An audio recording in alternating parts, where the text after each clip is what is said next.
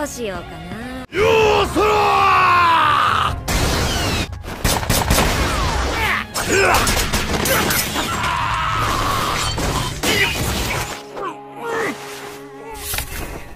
Pada suatu malam, di sebuah jalan yang menuju ke sebuah kastil, terlihat seorang samurai sudah bersiap dengan pedang katana miliknya. Ternyata ia menunggu seseorang yang datang ke kastil itu dengan dikawal oleh 2 orang pengawalnya. Nampaknya seseorang ini pun memiliki niat lain untuk menuju kastil. Tak lama setelah itu, samurai itu pun langsung menghadang perjalanan ketiga orang yang akan menuju kastil tersebut.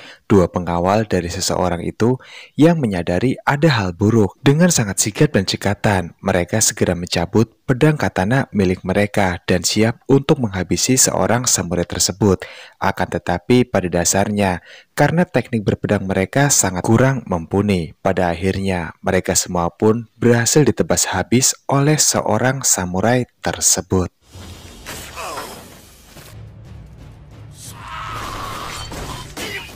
Setelah membantai habis ketiga orang itu, samurai itu pun segera pergi dari sana. Yang kemudian, tokoh penting yang sepertinya akan menuju kastil, ia pun lalu mengambil kepingan emas yang ia simpan dari selipan bajunya.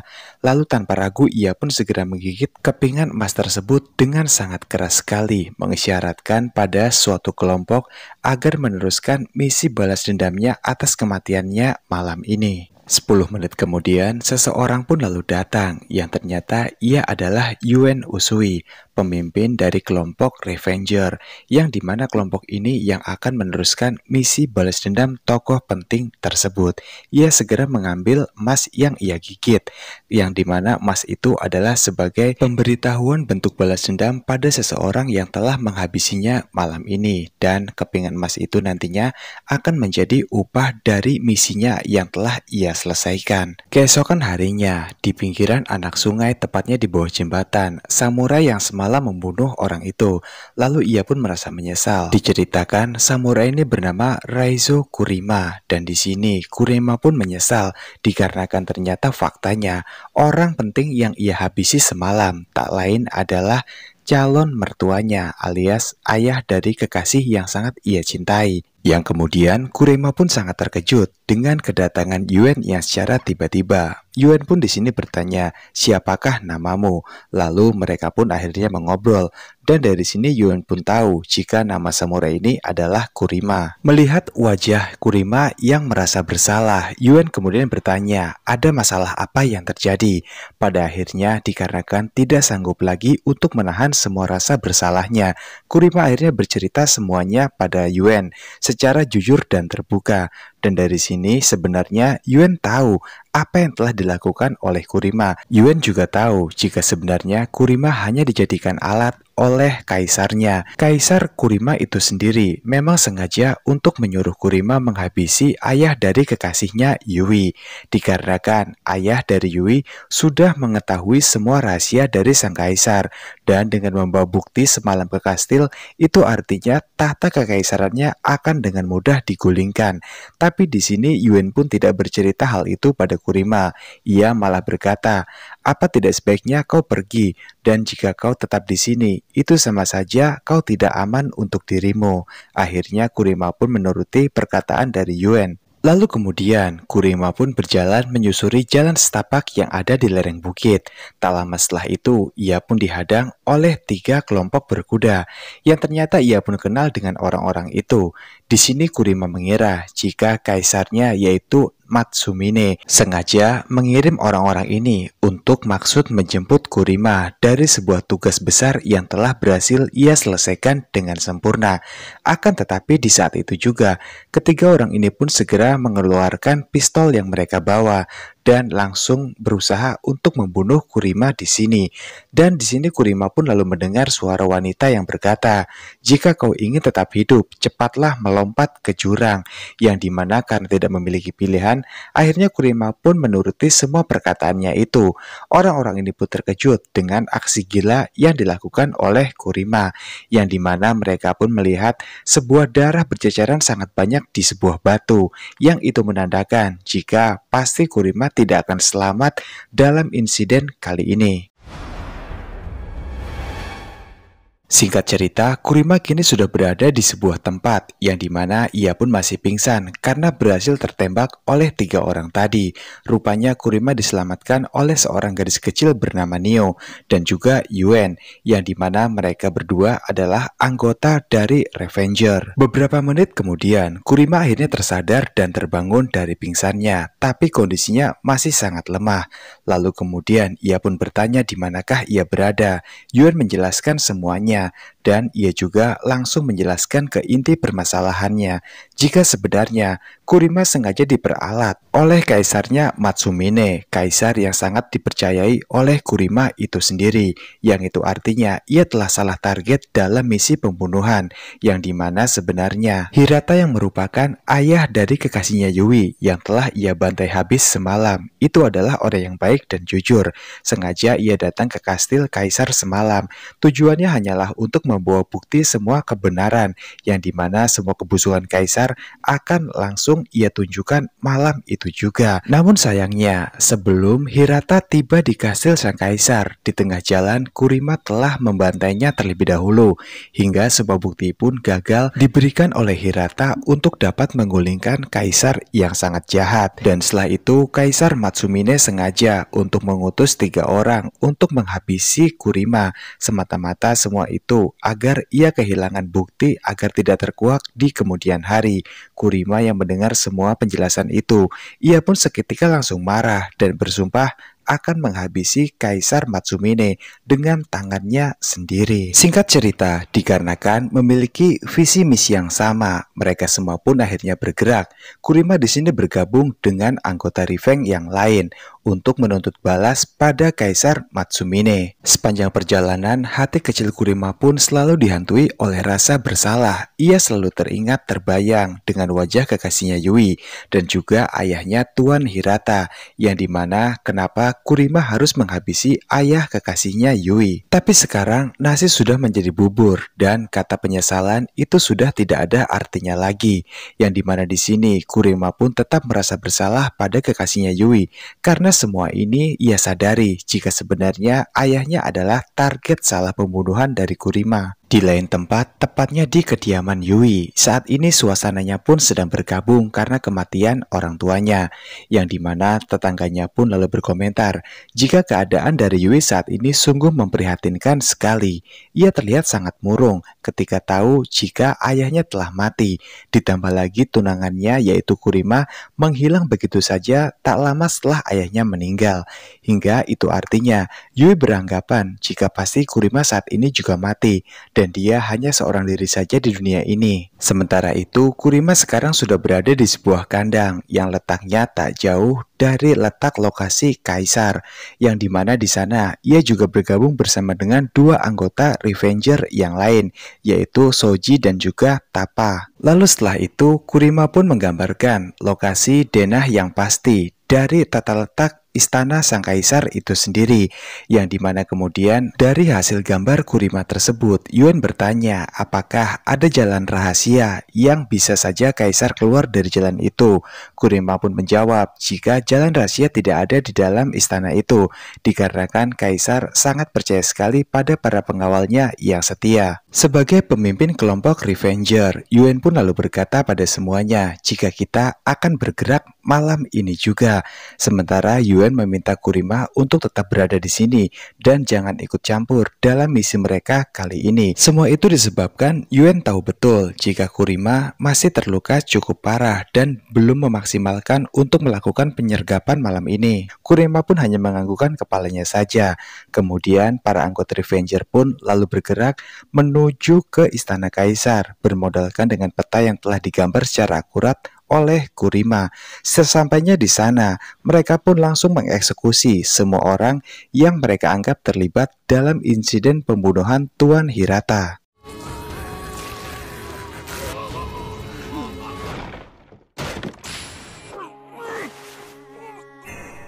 Lalu setelah itu, Neo pun melaporkan tentang penemuannya pada Soji dan juga Yuen, yang dimana Neo ternyata menemukan sebuah jalan rahasia yang terdapat di dalam istana ini.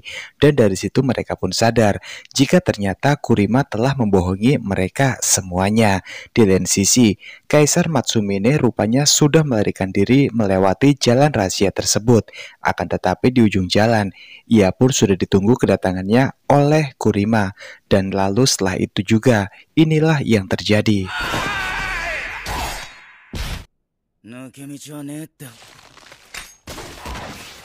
Setelah Kurima berhasil menghabisi Kaisar Matsumine, ia pun secepat kilat langsung berlari ke rumah Yui dengan maksud untuk menjelaskan semuanya agar Kurima tidak selalu dihantui rasa bersalah. Sementara di kediamannya saat ini, Yui pun sudah merasa jika hidupnya sudah hampa sekali, tidak ada ayah dan juga tidak ada Kurima, seseorang yang paling ia cintai di dunia ini. Pada akhirnya, Kurima pun kini telah tiba di rumah Yui dan di sana ia pun mendapati jika rumah tersebut kosong.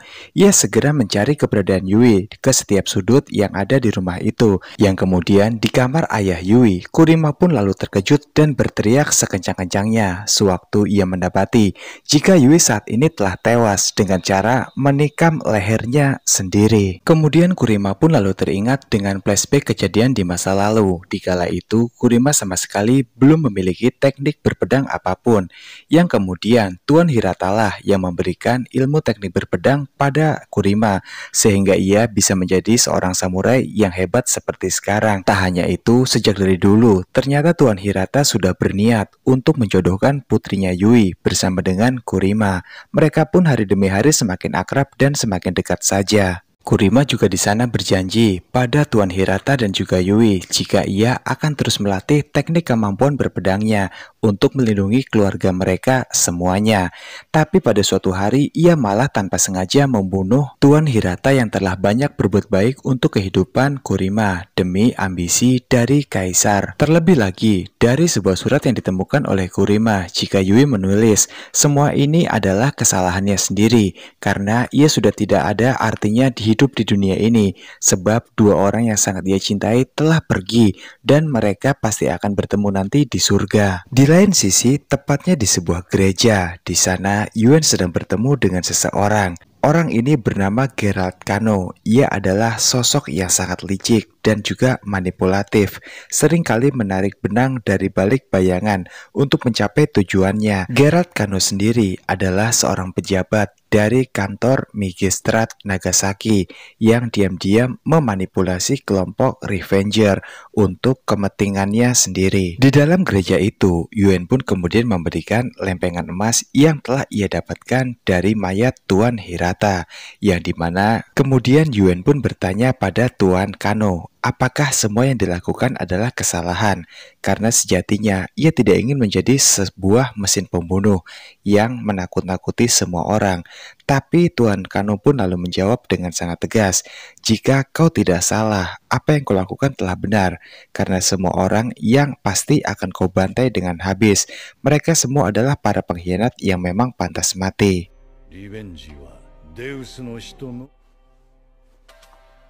Yang setelah itu, seperti biasa, lempengan emas tersebut pun ditukar dengan sebuah barang yang nominalnya sangat jauh dari harga emas yang sangat tinggi tersebut. Tapi walaupun demikian, Yuen di sini sangat bersyukur sekali sebab inilah hasil yang didapatkan dari sebuah pekerjaan yang telah berhasil ia selesaikan bersama dengan kelompok revenge-nya. Kemudian di sini, walaupun benda itu jika dijual nominalnya sangat kecil sekali, tapi Yuen tidak memakannya sendiri, melainkan ia juga harus membagikan bersama dengan para anggota revenge yang lain. Di hadapan Soji dan juga Neo, Yuen pun sebagai ketua kelompok, ia berkata jika Tuan Kano telah tahu sosok yang membunuh Kaisar bukanlah kelompok dari revenger mereka, melainkan seorang samurai yang saat ini ada di dalam kelompok revenger tersebut. Samurai itu yang dimaksud adalah Kurima. Tuan Kano juga meminta pada Yuen agar sebaiknya Kurima dijadikan saja anggota baru dari kelompok Revenger mereka. Tapi nampaknya di sini Soji dan Neo tidak setuju, karena walaupun bagaimana juga, Kurima adalah seorang pembunuh atau juga bahkan pengkhianat yang telah dengan keji menghabisi nyawa dari ayah kekasihnya sendiri. Namun dikarenakan ini perintah dari Tuan Kano, maka tidak ada pilihan untuk menolak.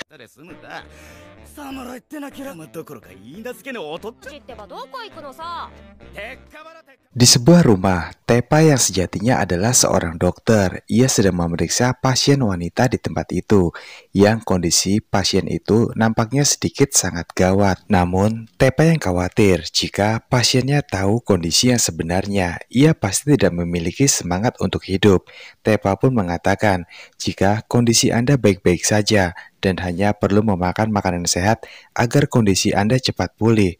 Tapi wanita ini pun tahu jika hidupnya pasti tidak akan lama lagi, mengingat rasa sakit ini semakin hari semakin terasa sakit saja. Kemudian wanita itu pun mengambil sebuah kotak yang sudah bertahun-tahun ia simpan dan ia jaga dengan baik. Ternyata itu adalah sebuah lempengan emas. Dengan segera, wanita itu pun memberikan lempengan emas tersebut kepada Tepa, yang itu artinya ia membutuhkan bantuan Tepa untuk membunuh seseorang, yang tak lain orang itu adalah suaminya sendiri, yang bernama Inohachi. Sewaktu masih gadis, Inohachi merayu wanita ini dengan rayuan yang sangat manis, hingga pada akhirnya mereka pun akhirnya menikah. Tapi setelah pernikahan tersebut, akhirnya wanita ini pun tahu tabiat asli dari suaminya itu, yang ternyata hanyalah seorang pembual dan juga penjudi serta penghutang yang handal. Kemudian, setelah wanita ini kehilangan kedua orang tuanya, seluruh harta warisannya pun habis untuk bermain judi dari suaminya itu, yang dimana hal itu pun membuat ia sangat dendam dan murka. Di sisa akhir hidupnya, ia hanya ingin jika Inohachi cepat dibunuh saja. Pada awalnya, Tepa pun sangat enggan untuk menghabisi Inohachi, akan tetapi setelah ia mendengar kronologi ceritanya, ia pun bertekad dan memutuskan akan membantu wanita ini. Tak lama setelah itu, wanita ini pun batuk dan mengeluarkan banyak darah, lalu diikuti dengan kematiannya yang secara tiba-tiba. Dan sebelum ia mati, ia pun berkata,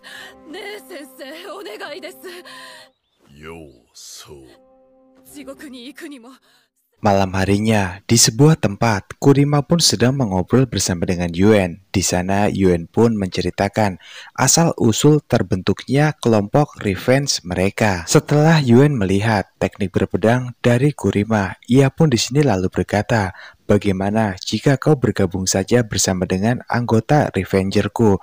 Maka nantinya kita akan bersama-sama dan akan mendapatkan uang untuk bertahan hidup. Yuen kemudian berkata pada Kurima, jika semata-mata semua ini bukan karena uang, apa yang dilakukan oleh kelompok Revenger mereka.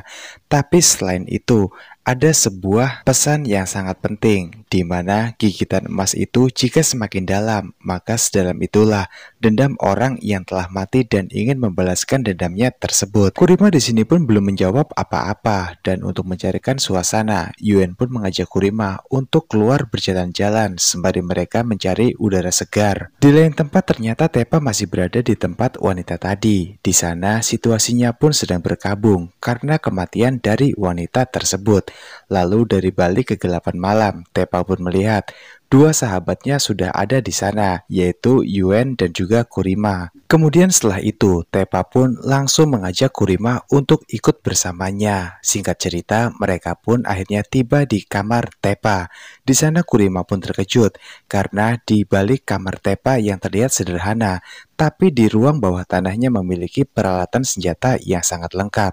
Ini sangat keren dan sangat menakjubkan, ujar dari Kurima. Sebuah sepatu langsung diberikan oleh Tepa terhadap Kurima, yang dimana menurut Tepa, jika sepatu ini adalah alat yang cocok untuk ia kenakan, yang kemudian ia pun mengajak Kurima untuk pergi dari sana. Cerita pun kemudian berpindah pada sebuah rumah bordir. Di sana terlihat Inohachi sedang minum, yang dimana kemudian pemilik dari rumah bordir itu pun lalu menghampiri Inohachi sambil membawa algojo yang perawakannya sangat besar dan wujudnya sangat menyeramkan.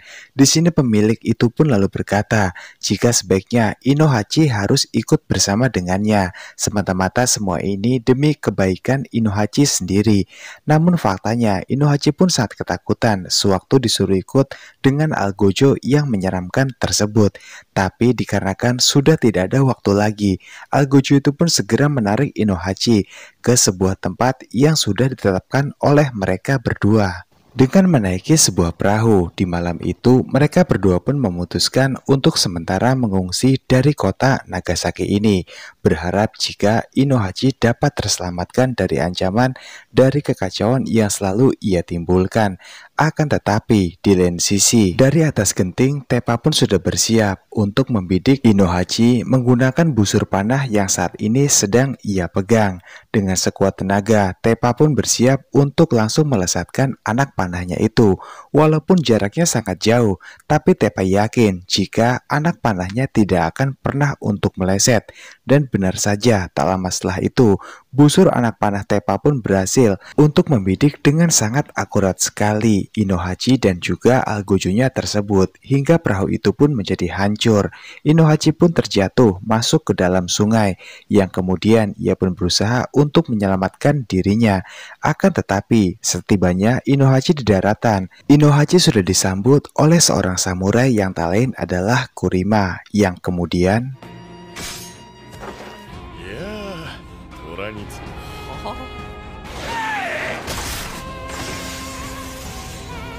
sementara itu di rumah bordir saat ini, pemilik dari rumah bordir itu, usai ia berolahraga malam, ia pun juga dihabisi oleh Nio dan juga Yuen di rumah bordirnya sendiri. Keesokan paginya, matahari pun bersinar sangat terang. Nio kemudian membawa Kurima untuk berjalan-jalan di sekitaran tempat itu, yang dimana pada sebuah bangunan kastil, Nio menjelaskan dengan detail pada Kurima jika itu adalah sentra pusat perdagangan antara Amerika dan juga negara tetangga yang lain. Namun, Kurima pun hanya bersikap diam, tenang, dan tanpa mengatakan satu patah kata pun terhadap Nio.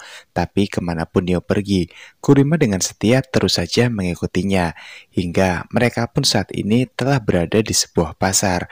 Di sana Kurima pun masih saja bersikap sangat tenang dan seakan dingin, tapi ia sangat menghormati Nio. Singkat cerita, mereka pun kini telah tiba di sebuah tempat kesenangan yang bernama Pacinan Nagasaki. Sesuai namanya, tempat kesenangan. Di dalam sana berisi tempat kesenangan yang sangat digemari oleh semua orang.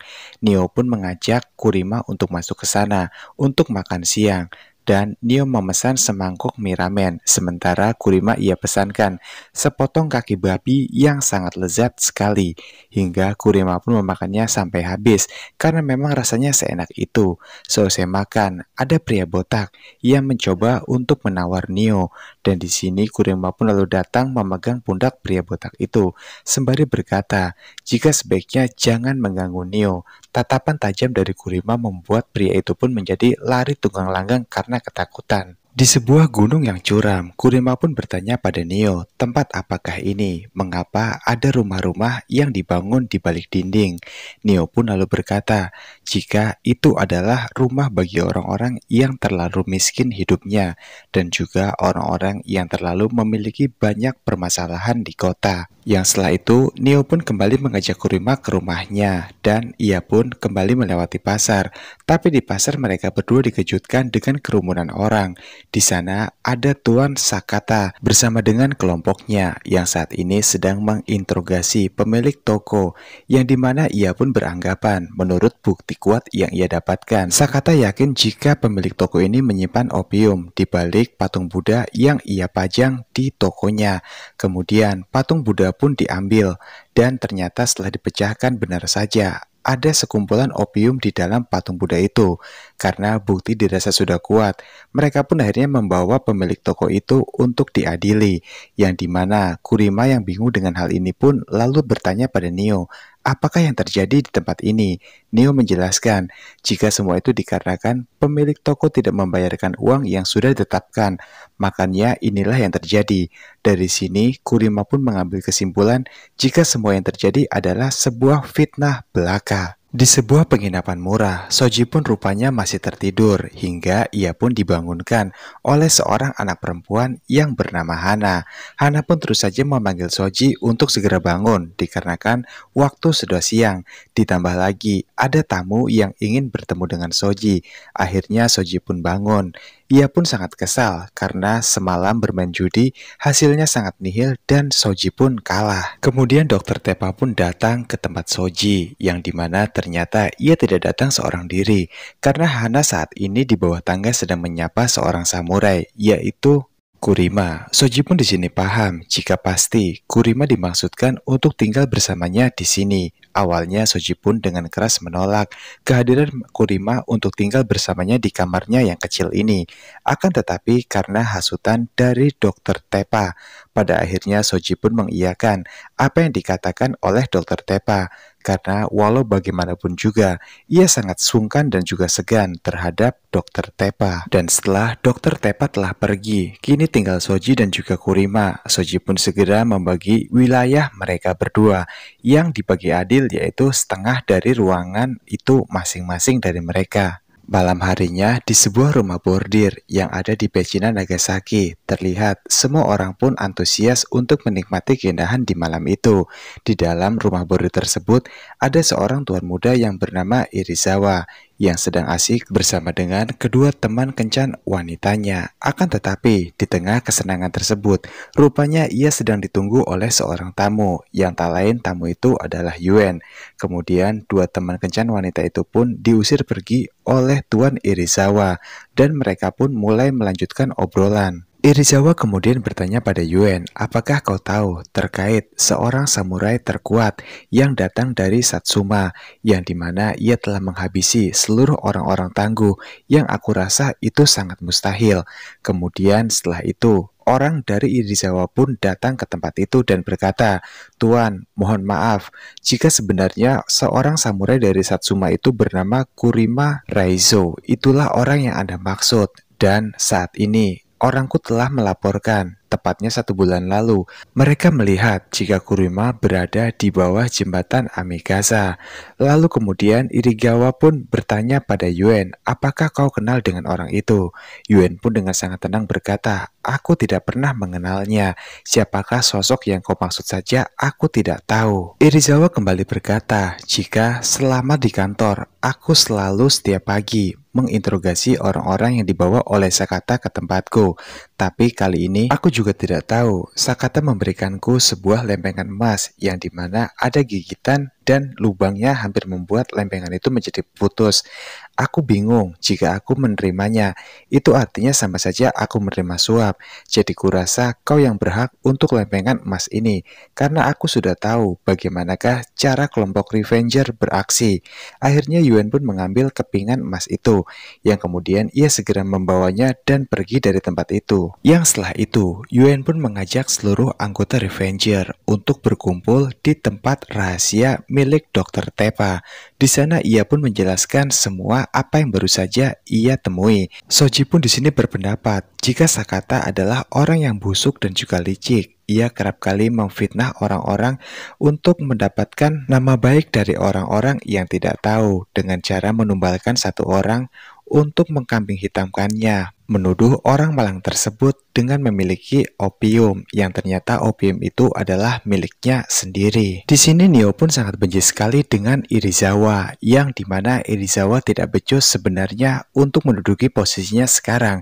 Ia hanya bisa memerintah orang-orang Revenger saja untuk mencari tahu siapakah dalang dibalik semua situasi. Dengan spontan, Soji lalu berkata, aku telah mengambil lempengan emas dari Irizawa dan itu artinya aku telah menyetujui pekerjaan ini. Pada akhirnya Soji pun mengatakan pada Yuan, aku saja yang akan pergi bersama dengan seorang samurai ini. Mendengar usulan dari Soji itu, Yuan pun akhirnya mengiyakannya dan pada akhirnya mereka berdua pun sepakat untuk menghabisi Sakata malam ini juga. Malam itu juga Soji bersama dengan Kurima berlari secepat kilat untuk menuju kediaman Sakata, yang dimana setibanya di sana tempat itu dijaga ketat oleh para samurai yang lain. Tapi itu bukan masalah besar karena faktanya dengan sangat mudah satu persatu cecere samurai tersebut dapat dibantai habis oleh Kurima. Yang kemudian dengan kerjasama yang sangat baik, pada akhirnya satu persatu penjaga pun berhasil dilumpuhkan oleh Soji dan juga Kurima. Mereka pun tidak bisa berbuat apa-apa ketika ajal mereka sudah tiba. Lalu di lain sisi, saat ini Kurima pun sudah bersiap untuk menghabisi targetnya yaitu Sakata. Sakata pun melihat jika ada penyelusup yang masuk ke tempatnya. Ia segera mencabut pedang katana miliknya dan bersiap untuk menghabisi samurai tersebut. Namun sebelum Kurima menghabisi Sakata, tapi malah Soji datang lebih awal dan ia pun menggunakan sebuah kartu yang selalu ia bawa menghabisi Sakata terlebih dahulu. Di rumahnya saat ini, Yuan pun sedang termenung sendiri, yang setelah itu Dr. Tepa pun datang menghampirinya. Di sini mereka pun saling bertegur sapa. Dr. Tepa berkata pada Yuan, aku sengaja datang ke sini untuk memberikan sesuatu hal yang sangat baik. Jika Soji dan Kurima kun telah menyelesaikan tugas mereka dengan baik, hanya itu yang akan aku sampaikan. Yuan pun berterima kasih atas kebaikan dari Dr. Tepa itu. Yuan juga berharap semoga di masa depan mereka berdua dapat akur dan dapat menjadi saudara sesama anggota Revenger. Namun Dr. Tepa pun di sini nampaknya tidak setuju dengan apa yang dikatakan oleh Yuan ini. Menurut Dr. Tepa, jika Kurima terlibat terlalu dalam kelompok Revenger mereka, nantinya akan menimbulkan masalah yang semakin besar saja. Yuan pun sembari memandangi lempengan emas yang ia pegang saat ini, ia menjawab, aku tahu dengan semua itu. Keesokan harinya, sewaktu sedang tertidur, Soji pun terbangun dengan suara Hana dan juga kedua saudara laki-lakinya. Ia pun memarahi Hana, kenapa selalu berisik setiap hari, ditambah ini masih pagi. Hana pun menjawab, apanya yang masih pagi, ini sudah siang hari. Seusai memarahi Hana, Soji pun memutuskan untuk sarapan pagi bersama dengan Kurima. Mereka pun makan dengan makanan ala kadarnya sesuai budget kemampuan mereka. Akan tetapi, Soji pun di sini merasa jika sarapan yang mereka makan kali ini rasanya sangat tidak enak, hingga ia pun memutuskan untuk kembali mengadu nasib. Malam harinya, Soji yang kesal, ia pun pulang dalam keadaan mabuk. Karena faktanya seluruh uangnya telah habis untuk ia pertaruhkan di meja perjudian. Keesokan harinya seperti biasa, Soji pun dibangunkan kembali dengan suara Hana dan juga kedua saudara laki-lakinya. Ia pun di sini bergumam sangat kesal sekali. Soji mencoba untuk bercerita terhadap Kurima karena Hana selalu saja begini setiap pagi, tidak bisa membuat ketenangan satu hari saja. Namun Kurima pun hanya diam saja. Hal itu membuat Soji dari tadi yang mengobrol dengannya menjadi merasa marah. Ia lalu bertanya, apa kau mendengar apa yang kau katakan?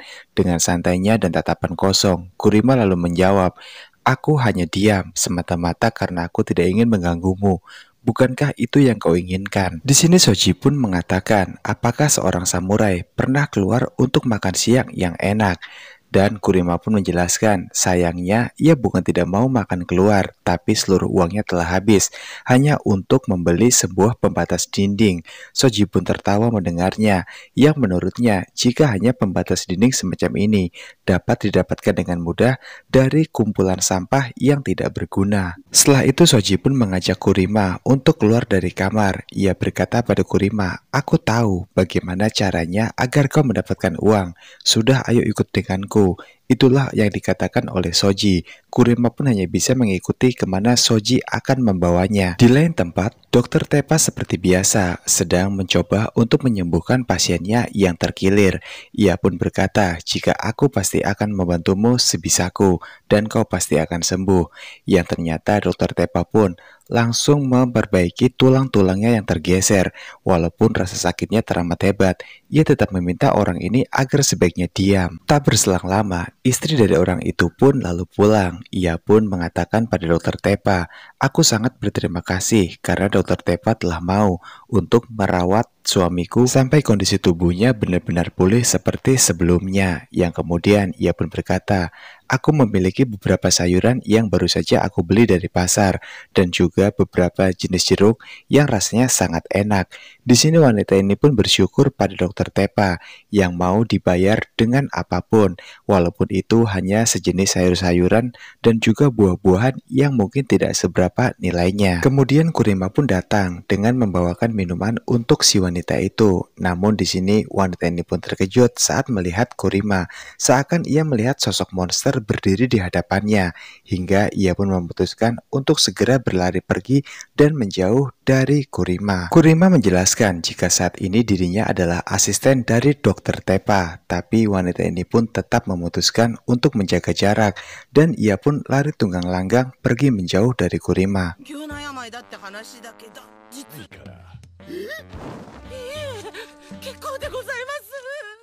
Sementara di kediaman Yuen kali ini, Nio pun sedang tertawa sangat puas. Ia menertawakan kebodohan Soji, karena bagaimana bisa seorang samurai seperti Kurima malah ia jadikan sebagai asisten dari Dokter Tepa.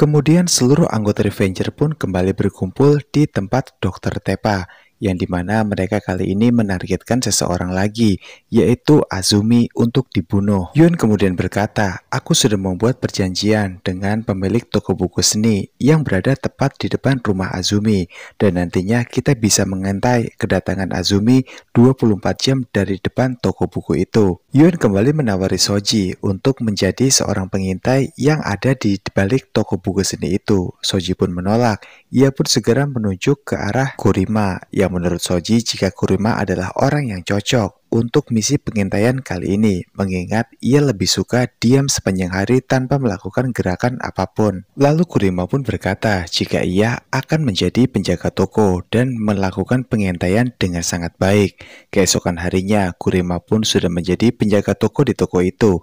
Namun, sewaktu Kurima menjadi penjaga toko di sana, semua orang pun nampak ketakutan dengan tatapan tajam yang diberikan oleh Kurima. Alhasil, semua pembeli pun melarikan diri dan tidak ada yang membeli satu buku pun di toko itu. Kemudian, agar semua orang tidak takut padanya, Kurima pun mencoba untuk mengambil beberapa kertas dan kanvas lukis. Ia mencoba untuk melatih bakat melukisnya, yang ternyata secara spontan gambar yang dihasilkan oleh Kurima ternyata sangat baik, hingga semua orang pun nampak menyukainya. Hasilnya pun terlihat sangat realistis, persis seperti aslinya. Apa yang ia buat akan menjadi nilai seni yang sangat tinggi. Malam harinya, sewaktu Kurima sedang melukis, ia pun melihat sebuah pergerakan dari rumah Azumi, yang ternyata Azumi telah kembali pulang di tengah malam ini. Segera ia pun memberikan semboyan pada seluruh anggota Revenger yang lain, terkait kedatangan Azumi yang sudah ada di rumahnya. Setibanya di dalam kamar, Azumi pun sadar jika orang yang telah menghabisi Sakata sampai detik ini belum tertangkap, yang itu artinya kemungkinan besar orang itu saat ini juga mengincar kematian dari Azumi dan juga istrinya. Istrinya mengatakan jika namanya hutang memang harus dibayar dan mereka berdua harus berani mengambil resiko apapun itu nantinya. Kemudian mereka berdua pun dikejutkan dengan suara lonceng yang tiba-tiba saja terdengar. Azumi pun mengatakan jika itu pasti pembunuh yang telah membunuh Sakata dan saat ini mengincar kematian mereka berdua. Istri Azumi pun tidak percaya dengan hal semacam itu. Ia segera membuka pintu kamar jendelanya, yang kemudian istri Azumi melihat ada sebuah layangan yang terbang mengitari rumah mereka, dan ternyata lonceng itu disebabkan dari suara layangan tersebut. Rupanya orang yang menerbangkan layangan itu adalah Nio, yang kemudian setitik cahaya pun lalu muncul dari balik layangan itu, melesat secepat kilat, dan ternyata itu adalah sebuah anak panah yang langsung menancap ke dada Azumi. Di lain tempat, Dokter Tepa pun tersenyum karena faktanya anak panah yang ia lemparkan berhasil melesat ke arah target yang sudah ditentukan. Istri Azumi yang sadar jika suaminya Azumi saat ini telah tewas oleh anak panah yang ukurannya sebesar tombak. Kemudian ia pun segera keluar dari tempat itu. Ia pun berlari untuk menyelamatkan dirinya, meminta tolong kepada semua orang yang mendengar teriakannya. Hingga di sudut jalan, ia pun lalu bertemu dengan Yuen. Ia segera meminta tolong pada Yuen jika suaminya telah mati oleh anak panah yang ukurannya sebesar tombak. Akan tetapi Yuen berkata, tapi jika dibandingkan dengan kejahatan menghancurkan hidup orang dengan sebuah opium, apakah itu adil?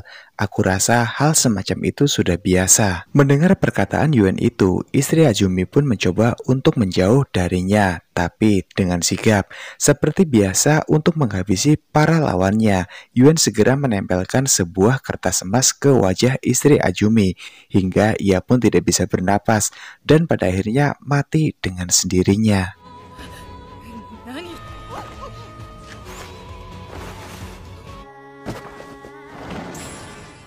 Keesokan harinya, Yuen, Kurima, dan juga Nio mendatangi pemilik toko buku, yang dimana pemilik toko buku merasa sangat senang karena rekomendasi dari Yuen tidak pernah salah dan gagal. Dikarenakan Kurima kemarin telah menjaga tokonya dengan sangat baik dan juga menata semua barang-barang hingga tokonya pun terkesan sangat rapi sekarang. Ia pun mendapatkan uang dari pemilik toko sebagai upah imbalannya. Lalu pemilik toko bertanya pada Kurima, apakah kau yang membuat semua lukisan-lukisan ini? Dan Kurima pun berkata, jika itu hanyalah keisengannya saja. Tapi pemilik toko menyatakan, jika lukisan-lukisan ini terkesan rapi dan juga seperti hidup gambarnya. Ia juga berniat untuk menunjukkan mahakarya yang luar biasa ini pada penerbit. Kurima menjawab, terserah Anda saja, atur bagaimana baiknya. Malam harinya Nio pun disibukkan dengan kesibukan kesukaannya, yaitu membuat layangan. Hingga kemudian ia pun teralihkan dengan sebuah kembang api yang menyala. Itu menandakan jika di kota saat ini ada sebuah pertunjukan yang akan digelar. Sementara di kota sekarang, di tengah pertunjukan itu, Hana sedang kebingungan di tengah kerumunan orang yang hadir untuk mencari kedua saudara laki-lakinya yang terpisah di tengah kerumunan orang-orang itu. Ternyata itu adalah seni pertunjukan dari kelompok Doan, yang dimana Doan adalah pemilik dari seni itu. Wujudnya seperti badut, tapi memiliki jiwa yang sangat psikopat. Kemudian Doan memperkenalkan para kelompoknya, diantaranya ada manusia-manusia aneh, dan satu yang menarik adalah seorang wanita ular. Di tempat lain, kedua saudara laki-laki Hana, rupanya mereka sedang berusaha untuk pulang ke rumah dan mencari jalan untuk pulang, yang dimana sayangnya ternyata mereka malah bertemu dengan Doan. Doan pun di sini bertanya dari manakah asal mereka, yang setelah itu Doan pun kemudian langsung membawa dua bocah malang itu untuk ia jadikan sebagai bahan eksperimennya nanti. Sementara itu di rumahnya saat ini, Soji pun sedang berbicara dengan Kurima. Ia berkata, jika esok akan diadakan sebuah lomba layang-layang, dan ia pun mempertaruhkan semua uang yang ia miliki kepada Nio, karena ia yakin Nio akan mampu untuk mengalahkan semua peserta yang lain. Tapi seperti biasa, Kurima pun di sini lagi-lagi tidak menanggapi perkataan dari Soji. Ia lebih memilih untuk melanjutkan melukisnya, melatih bakat keterampilan melukis hingga hasilnya jauh lebih bagus dari sebelumnya. Ternyata ia sedang menggambar Nio sekarang. Tak lama setelah itu, Hana pun datang menghampiri mereka berdua. Di sini Hana berkata, jika kedua saudara laki-lakinya telah hilang entah kemana. Mendengar laporan tersebut, keesokan harinya Soji dan juga Kurima berniat untuk mencari kedua saudara laki-laki tersebut. Namun di sebuah tempat, Soji pun melihat jika saat ini pertandingan layang-layang sudah dimulai.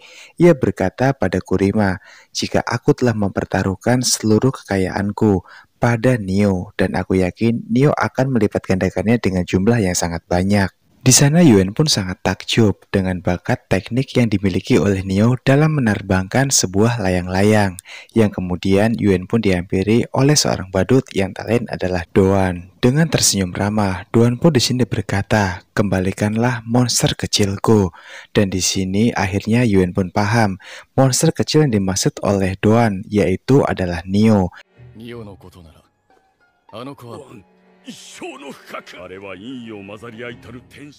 Yuan segera meminta Doan untuk pergi dari sini sekarang juga, yang kemudian tanpa sengaja, Neo pun melirik ke arah Yuan, dan ia pun sangat terkejut dan terpaku sewaktu melihat ada Doan di sana, hingga pada akhirnya layang-layang Neo pun berhasil diputuskan oleh peserta yang lain, dan itu artinya Neo kalah dalam pertarungan layang-layang kali ini.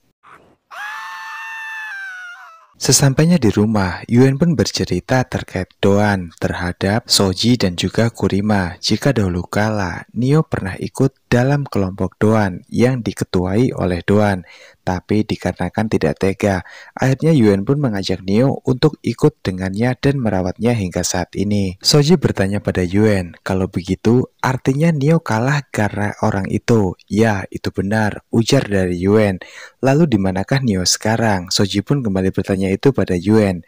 Yuan menjawab jika Neo saat ini untuk berjaga-jaga ia sedang bersembunyi di suatu tempat. Di lain tempat ternyata Neo menemui Daon yang ada di kamarnya. Daon pun nampak sangat senang dengan kehadiran Neo yang secara tiba-tiba tanpa ia harus susah payah mencarinya. Neo lalu berkata, "Kau benar-benar ingin memilikiku?" Daun pun menjawab jika ia benar-benar ingin mendapatkan Neo kembali, monster kesayangannya yang sangat ia cintai.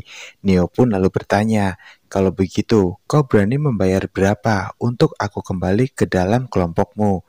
Daun pun hanya memandangi Neo tanpa berbicara apa-apa. Di sebuah kurungan yang sangat gelap, ternyata di sana wanita ular sedang memberikan makanan pada semua anak-anak yang telah diculik oleh Doan, yang dimana dua orang saudara laki-laki dari Hana pun ada di antara mereka. Wanita ular yang tidak bisa menyelamatkan kedua bocah malang itu, ia pun hanya memberikan makan saja lalu pergi meninggalkan mereka, yang kemudian Neo pun datang menghampiri mereka berdua. Di sini Neo pun sadar jika ia tidak akan mampu seorang diri untuk mengalahkan Doan dan juga para kelompoknya yang lain.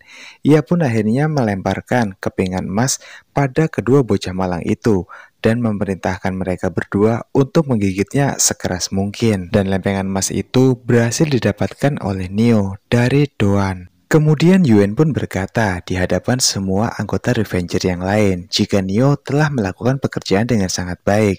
Sekarang mereka tidak akan mati kelaparan dan target pembalasan kali ini adalah kelompok dari Daon dan untuk menyelamatkan si kembar yang dicari oleh Hana karena dua gigitan di koin itu adalah dua gigitan si kembar tersebut.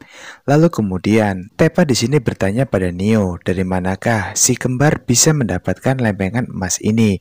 Dan Neo pun berkata, "Jika itu tidak penting, aku tadi memberikannya pada mereka yang aku dapat dari Doan. Setelah tadi aku menemuinya." Sontak saja Yuan pun menjadi kesal pada Neo di sini karena ia diperintahkan oleh Yuan untuk menjauhi Doan, tapi Neo malah mendekatinya. Namun semua itu pun terpaksa dilakukan oleh Neo karena ia tahu jika pasti yang menulik si kembar adalah kelompok dari Doan. Malam itu juga tanpa membuang waktu, Neo pun berlari secepat kilat untuk menuju ke tempat Doan, yang dimana seluruh anggota Revenger juga melakukan hal yang sama. Mereka menyerang dari titik yang lain. Dan pada akhirnya, di suatu titik, Soji bersama dengan Kimura, mereka pun harus berhadapan dengan manusia gendut yang mahir memainkan api, dan juga manusia kurus yang sangat mahir dalam memainkan pisau. Dengan segera, manusia gendut pun mengeluarkan teknik bermain apinya. Ia menyerang Kurima, dan di sini Kurima pun menjadi bingung, karena ia baru pertama kali untuk menghadapi orang seperti ini. Sementara di sisi lain, Soji pun sedang mati-matian berhadapan dengan manusia pisau, karena faktanya setiap teknik kartu yang ia serang pada manusia pisau dapat dihalang dengan mudah menggunakan kemahiran pisau-pisau yang ia lemparkan. Di sisi lain, tidak kalah dengan Soji dan juga Kurima, Dr. Tepa kali ini juga menghadapi manusia kuat, yang dimana mungkin saja, ini baru mungkin, kekuatannya sama dengan Dr. Tepa itu sendiri. Mereka pun lalu berduel dengan sangat sengit. Pada akhirnya Dr. Tepa pun mengeluarkan kekuatannya yang sesungguhnya.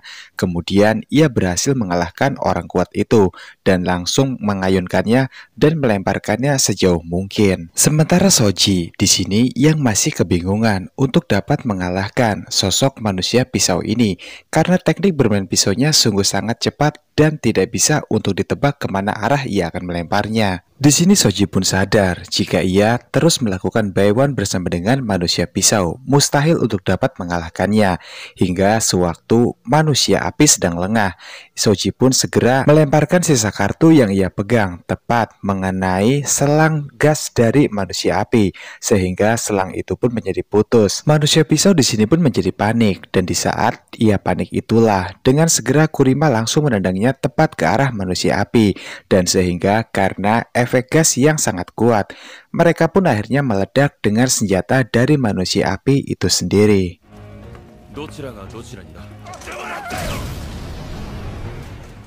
Namun, efek dari kebakaran tersebut membuat manusia ular pun menjadi panik karena faktanya tempat yang mengurung anak-anak itu saat ini sedang terbakar hebat. Ia berteriak kepada seseorang siapapun untuk melemparkan kunci, dan kemudian tiba-tiba kunci pun terlempar oleh seseorang yang ia tidak tahu siapakah itu, yang rupanya itu adalah Yuen. Hingga pada akhirnya manusia ular pun berhasil menyelamatkan semua anak yang ada di tempat kurungan itu. Sementara di kamar Doan saat ini, Neo rupanya sedang bersamanya. Di sini Doan pun sangat senang karena pada akhirnya monster kecil yang ia cintai telah kembali ke pelukannya lagi.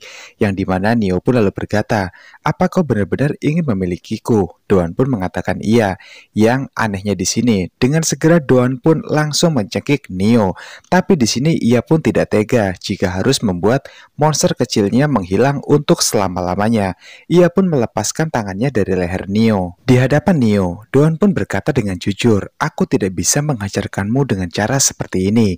Sehingga Neo pun berkata, "Kalau begitu, itu artinya akulah yang harus menjadikanmu milikku." Segera Neo mengeluarkan benang layangan miliknya, yang kemudian Doan pun hanya bisa diam karena ia tahu jika Neo sangat menyayanginya. Lalu benang layangan itu pun dililitkan ke leher Doan, hingga pada akhirnya inilah yang terjadi.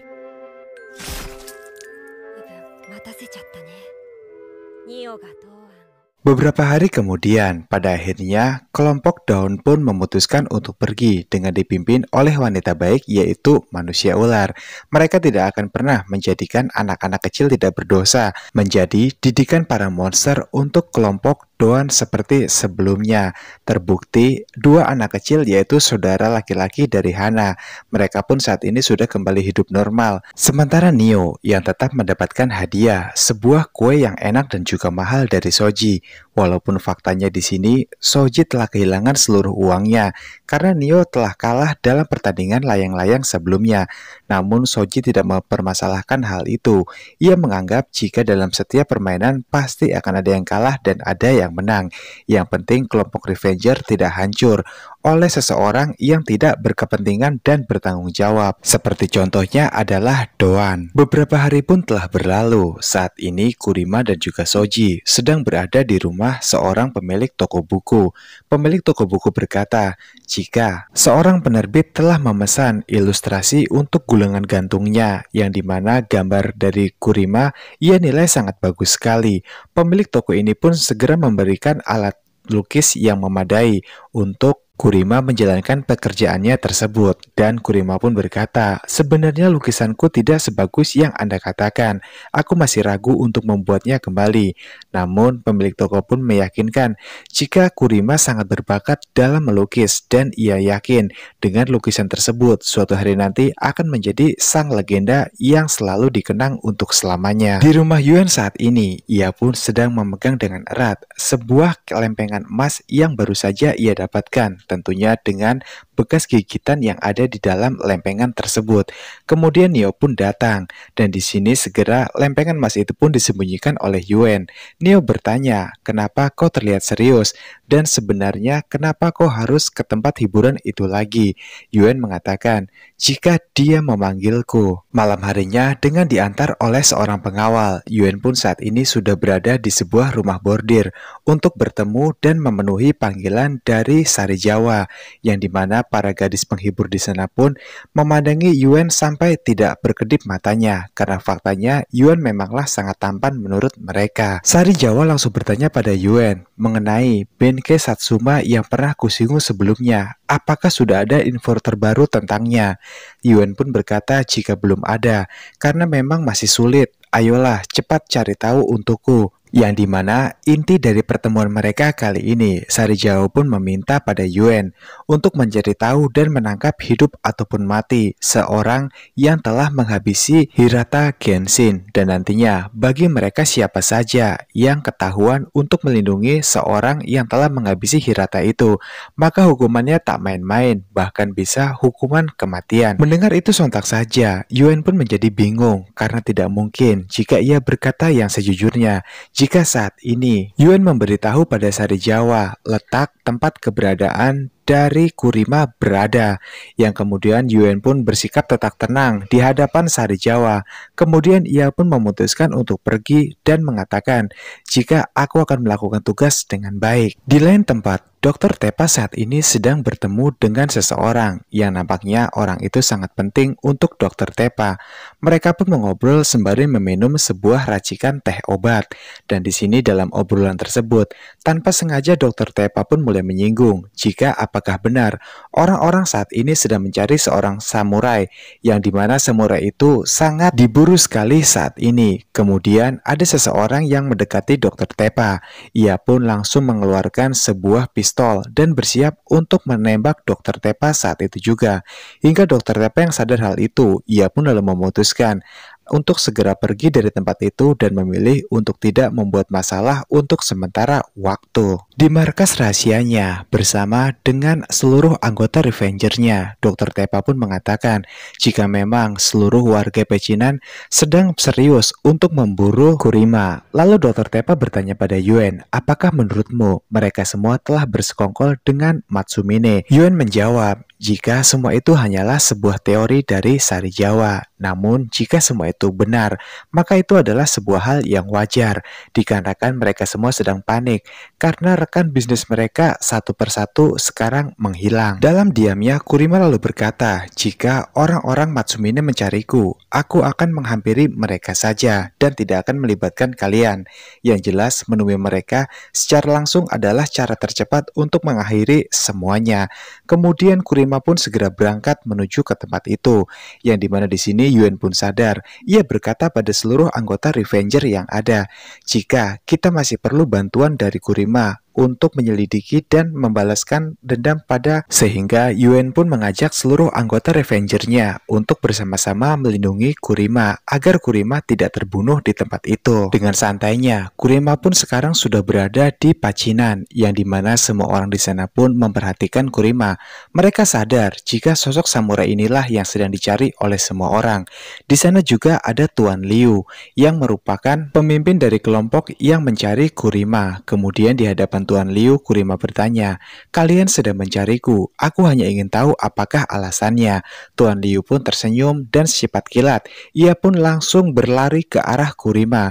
Di sini Kurima pun bermaksud untuk mencabut pedang katananya dan menghadapi Tuan Liu.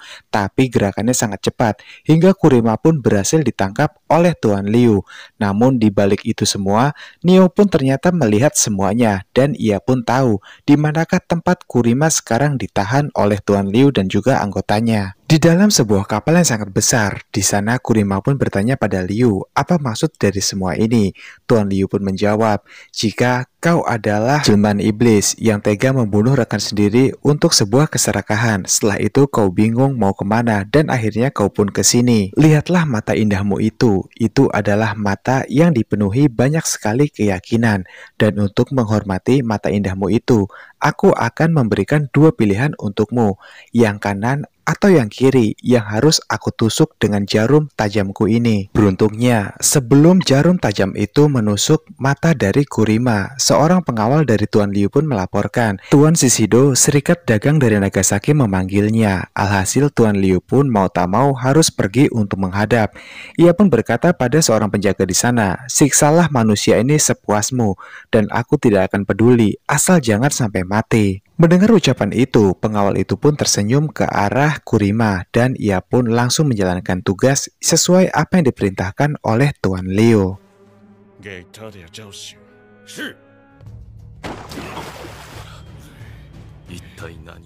Sementara di luar perahu, seluruh anggota Revenger pun nampaknya sudah bersiap dengan rencana yang telah mereka buat. Dan di atas perahu itu, lalu kemudian Yuen pun sudah berhasil membekuk beberapa pengawal yang berjaga di sana. Hingga setelahnya, seorang pengawal pun datang dan bersiap untuk bertarung.